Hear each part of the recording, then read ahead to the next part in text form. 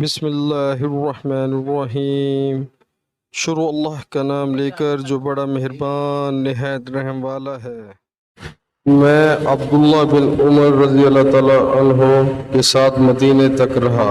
میں نے اس ایک حدیث کے سوا ان سے رسول اللہ صلی اللہ علیہ وآلہ وسلم کی کوئی اور حدیث نہیں سنی۔ وہ کہتے تھے کہ ہم رسول اللہ صلی اللہ علیہ وآلہ وسلم کی خدمت میں حاضر تھے کہ آپ صلی اللہ علیہ وآلہ وسلم کے پاس کھجور کا ایک گابا لایا گیا۔